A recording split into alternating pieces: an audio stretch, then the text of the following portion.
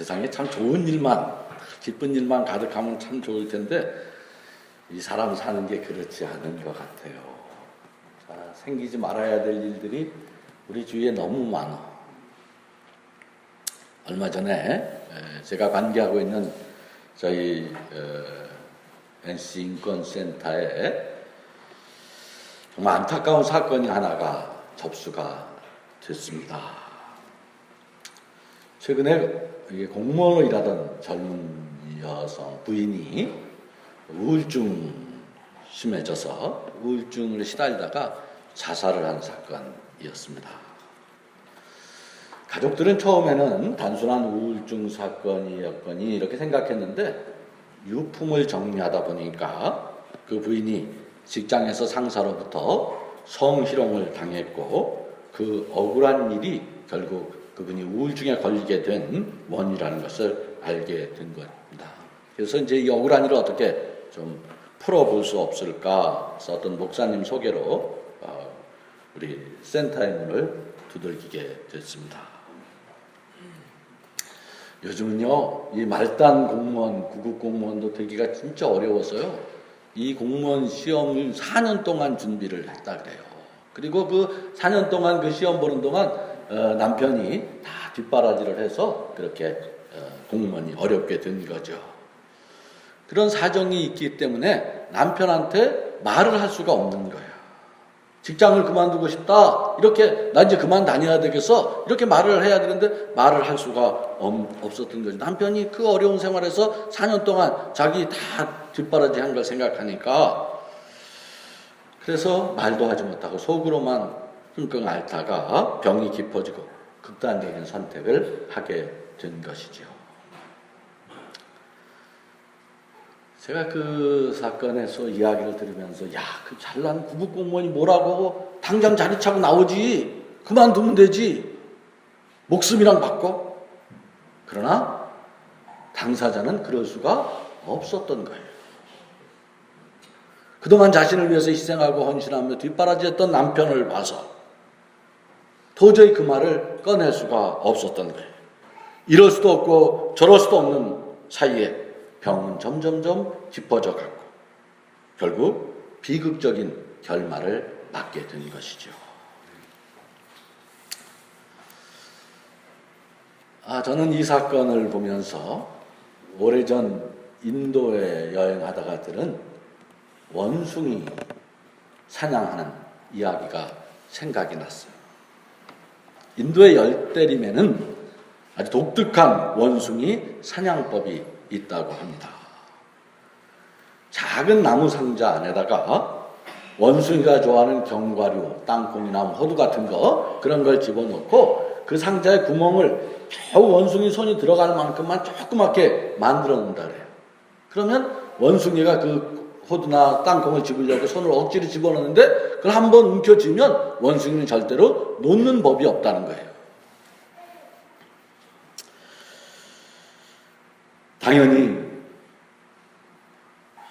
그 뭐를 가득 주먹에 쥐었으니까 원숭이가 손을 뺄 수가 없는 그 사이에 사냥꾼의 먹잇감이 되는 것이지요.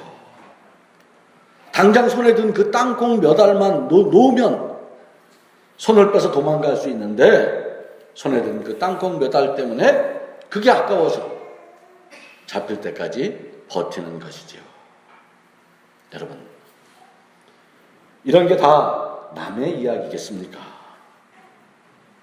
우리도 버리지 못하고 비우지 못해서 죽음의 세력에 종살이하며 살고 있는 것은 아닙니까?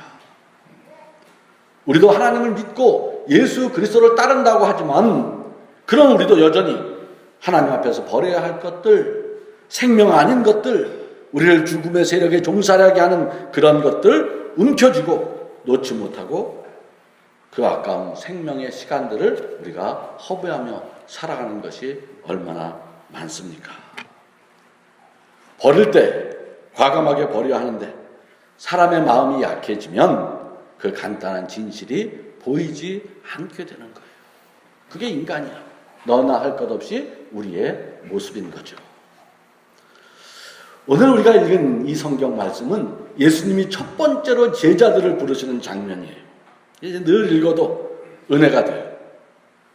우리도 이렇게 처음 예수님으로부터 부름 받았을 때가 있지 않습니까? 첫 부름의 감격.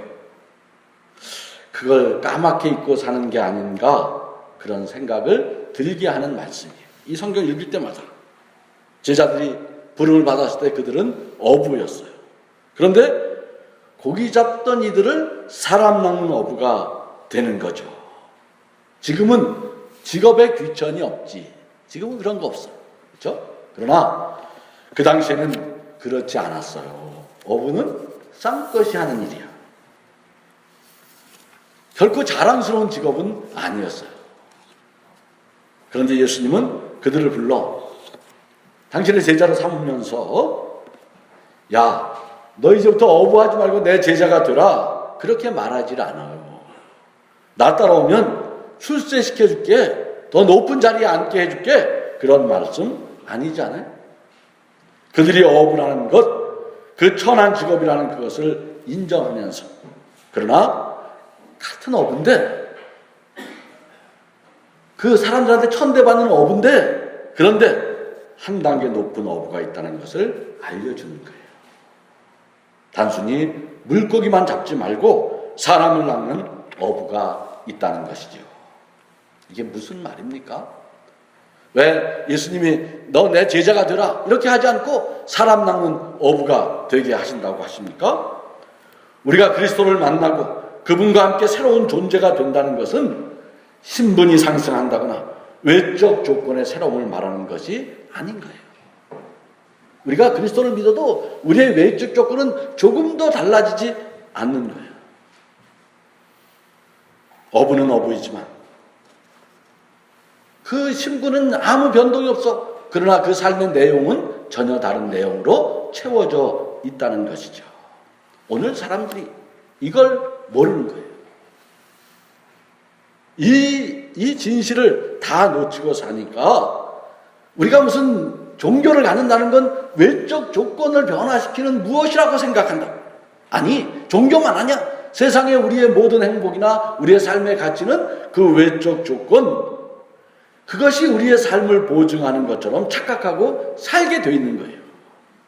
얼굴을 뜯어고치고 지위가 높아지고 학벌이 좋아지고 내 예금 통장이 무슨 액수가 높아지고 그러면 내 삶이 가치 있고 행복해질 것이라는 그런 착각들을 하며 살고 있는 것이죠. 그렇게 예수를 믿으면 실제 예수에서 우리가 받을 수 있는 게 거의 없어요. 결코 그런 것이 아니죠. 1100번 그런 외적 조건들이 변화하더라도 인간의 삶은 결코 나아지는 법이 없어요. 사실은 이게 사람들이 그럴 수밖에 없는 이유가 있어. 그렇게 생각하고 사는 사람들이 다 나쁜 사람이거나 그런 의미가 아니에요. 사실은 그게 전부 속임수이고 우리를 잡아먹으려는 세상의 술책인데 우리가 다 거기 그냥 걸려 넘어질 수밖에 없는 게 인간인 거죠. 얼마 전 인터넷에서 성형수술 500번 한 사람이 화제가 되지 않았습니까? 결과는 어떻게 되었습니까? 성형수술 500번 했으니까 절세 가인, 그 사람은 500번 했으니까 무슨 미스 코리아 나가면 무조건 1등 해야 되지 않겠어요? 500번 했는데, 네, 재산 다 날리고, 알거지 되었고, 몸도 마음도 다 망가지지 않았습니까? 오늘 우리가 사는 세상은 우리가 그걸 잘 이해해야 돼. 이 세상 질서를 우리가 잘 이해해야 돼. 그렇게 만들어져 있는 거예요. 우리의 지갑을 털어가기 위해서 온 인류의 머리 좋고 똑똑한 사람들은 밥 먹고 연구만 하는데 그걸 거기에 걸려 넘어지지 않을 사람은 거의 없어요. 지금요, 진짜 머리 좋고 똑똑한 사람, 인류의 지성은 열심히 공부 중에 있어요. 여러분, 우리가 살고 있는 이 자본주의 사회에서 지식인이란 무엇하는 사람, 지식인이란 무엇하는 사람입니까? 여러분, 왜 좋은 대학 나오고 공부 잘하면 월급 많이 받는 직장에 취직이 되는 것일까요? 한번 물어봐야 돼. 왜? 우리가 열심히 공부해서 막 좋은 대학 가려고 그러잖아요. 그러면 좋은 대학 나오면 또 좋은 직장에 가게 돼 있어. 왜 그럴까? 왜? 사장님들은 머리 좋고 똑똑한 사람일수록 월급을 많이 주십니까? 그동안 공부하느라고 수고했으니까, 혹은 고매한 학식을 갖고 있으니까 그걸 내가 보상해 줄게 해서 그렇게 월급 주는 게 그런 게 아니지. 왜 줍니까? 왜 줘요? 우리 장로님한테 물어봐요. 왜 줍니까? 돈벌이에 써먹기 위해서 그런 거예요. 그 사람이 돈을 많이 벌어줄 수 있으니까. 그래서 월급 많이 주는 거지. 여러분, 내가 사장인데 어떤 직원이 월급은 엄청 가져가는데 하는 일은 없고 돈벌이 되는데 별로 소용이 없으면, 그러면 누가 월급을 주겠어요? 어떻게 해야 돼요? 그러면 어떻게 해야 됩니까? 당장 해고지. 잘라버려야지. 그런 거 돈 왕창 월급 갖고 가는데 회사 이익을 하나도 안 끼치고 있으면 그런 직원을 왜 둡니까? 제가 사장이라도 당장 해고시킬 거예요. 그렇게. 그러면 잘리지 않으려면 어떻게 해야 돼요? 사장님에게 돈이 되는 일을 만들어내야 하는 거예요. 어떻게 해야 합니까? 자신의 회사가 만드는 물건이 잘 팔리도록 연구를 해야 하는 것이에요. 사람들이 우리 회사 물건을 사고 싶은 마음이 들도록 좋은 물건을 만들어내야 하지 않겠습니까? 경제학에서는 그걸 유효수요의 창출이라고 어려운 말로 합니다만, 유효수요의 창출이라는 무슨 말이에요? 사람들로 하여금 물건 살 욕심을 갖게 하는 거예요. 이게 아주 쉬운 말로 하면 어려운 말이 아니고요. 이걸 쉬운 말로 하면 사람들로 하여금 끝없이 가난하다고 느끼게 만들어내야 하는 거예요. 가난의 생산, 가난의 재생산, 그걸 유효수요의 창출이라고 이렇게 말하는 거죠. 어렵게 말하는 거예요. 가난의 재생산, 그러면 사람들이 본질을 다 알아채니까 알 듯 모를 듯 그렇게 어려운 말로 이야기하는 거예요. 사람들이 포니 자동차를 가지고 신나하던 시절이 있었어요. 지금 그런 거, 지금 포니 공짜로 준다 그러면 갖고 갈 사람 있습니까? 포니 자동차 너 공짜. 누가 그런 거, 요즘은 줘도 안 타. 그거 누가 탑니까, 포니? 아무도 안 타. 공짜로 준다 그러면 그런데 그 시절 포니 자동차 가지고 있으면 얼마나 멋있어 보이는지 몰라. 자가용. 목사들 중에도요, 80년대까지는요, 자가용 있는 목사들 손가락에 꼽았어. 누가 목사하는 사람이, 선배들이, 저는 어렸을 적이니까, 교회에서 찾아줬다 그러면 우르르 몰려서 그거 타고 돌아다녔다니까. 시내 포니 타고 돌아다니면서 쫙 타고. 오래전 이야기도 아니에요. 30년 전 이야기지. 그런데 사람들이 모두 포니로 만족하면, 그때 포니 타면 진짜 어깨 펴졌는데, 그 포니로 사람들이 다 만족하면 자동차 회사는 어떻게 되겠어요? 회사는 망해. 사람들이 계속 포니만 타면 자동차 공업사는 돈을 좀 벌어. 고쳐야 되니까. 그렇죠? 계속 오일도 갈고 바퀴도 갈아야 되니까. 하지만 자동차 회사는 망하는 거예요. 그럼 어떻게 해야 돼요? 그럼 머리 좋고 똑똑한 사람들, 공과대학 나온 사람들이 거기서 회사에서 밥 먹고 살면서 그 회사 망하게 하면 돼요? 안 되지. 그러니까 연구하는 거예요. 그래서 새로운 모델을 만들어내죠. 포니 1로는 도저히 만족하지 못하도록 그렇게 사람들을 얽어매야 하는 거예요. 그래서 포니 2를 만들고 보니, 그때 포니 2가 딱 나오는 순간, 그때까지 잘 좋은 자동차로 보였던 포니 1이 갑자기 사람들 마음속에, 이 차가 너무 후져. 빨리 차 바꿔야지. 그런 생각들을 갖게 만드는 거죠. 포니 1, 그때부터 포니 1 가진 사람은 포니 2가 나오기 전까지는 그 사람들이 괜찮은 사람이었는데, 포니 2가 나오고부터는 포니 1 가진 사람은 가난한 사람이 되는 거예요. 포니 2에 비하면 포니 1은 너무 형편없는 차로 낙인이 찍힙니다. 그리고 다음 모델이 나오고 또 다시 비슷한, 그렇게 해서 자동차 산업은 발전을 하는 것이죠. 그 발전의 속도에 맞추어서 우리 모두가 자동차가 후져서 때로는 부부싸움하고, 제 주위에 자동차 때문에 부부싸움한 사람 내가 많이 봤어. 누구는 차 바꾸자 그러고 누구는 차 바꾸지 말자 그러고, 지금도 좋은데 그런 후진차 타고 어디 가서 그런 사람들 많어. 특히 남자들은 차를 좋은 걸로 바꾸려고 그래. 그 마누라는 돈 가계부 쓰는데 우리 친구들 중에 그런 사람 많아요. 골프장 가는데 이 차 타고 어떻게 내가 가냐, 내 체면이 말이 아니지. 그래갖고 또 차 바꾸고 맨날 부부싸움해. 자동차 때문에 부부가 결혼식 목사님 앞에서 서약한 거 꿰가면서 싸울 일이야 그게? 근데 싸운다니까 사람들은. 낡은 모델의 차를 탄 사람은 무능해 보이고 새 차 뽑았다고 의시되고 그렇게 사라지는 것이 인간인 거예요. 이 굴레에 한번 빠지면 사야 할 물건은 점점 많아지고 늘 돈은 부족한 악순환에 사로잡히게 되는 것이죠. 여기 이 악순환을 만드는 천병이 누구이겠습니까? 이 악순환을 만드는 최고의 전사들, 최고의 1등 공신, 그게 바로 머리 좋고 똑똑한 지식인, 소위 각 분야의 전문가들이라는 사람이에요. 많이 연구하고 공부 많이 하는데 그분들이 하는 일이 근본은 다른 일이 아니라 어떻게 사람들을 끝없이 가난하게 만들 것이냐 하는 것이에요. 어떻게 더 많은 사람들이 가난을 느끼면 느낄수록 더 많은 물건이 필요하다고 느끼게 할 것이냐, 거기에 온 신경을, 그 좋은 머리를 거기다 투여하는 것이죠. 이게요, 자전거 페달 밟기 같은 거예요. 끝없이 페달을 밟지 않으면 자전거는 쓰러지게 되어 있어요. 그러면서 지구의 자원은 고갈되고 자연 환경은 파괴되고 사람들의 심성은 거칠어질 대로 거칠어지고 욕망은 끝없이 커가는 것이죠.